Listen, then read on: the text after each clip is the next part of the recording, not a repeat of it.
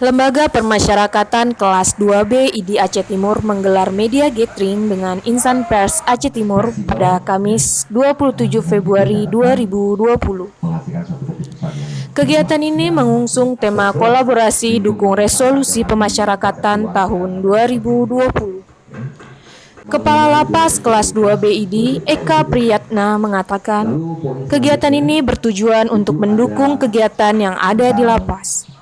Menurutnya, ini memiliki target besar serta memerlukan adanya dukungan semua pihak, baik itu dari para wartawan untuk menyukseskannya. Dalam deklarasi itu terdapat 15 poin, di antaranya berkomitmen mendorong 681 satuan kerja pemasyarakatan mendapatkan predikat WBK atau WBB. Kemudian pemberian hak remisi kepada 288.530 narapidana. Sementara itu, Persatuan Wartawan Aceh Timur atau Pesawat mendukung penuh terhadap resolusi pemasyarakatan tahun 2020 ini.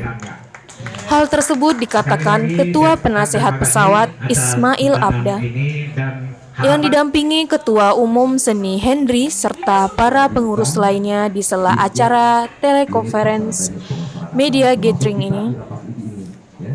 Kita berharap hubungan kemitraan yang sudah terjalin selama ini antara Lapas ID dengan PES dapat dipertahankan.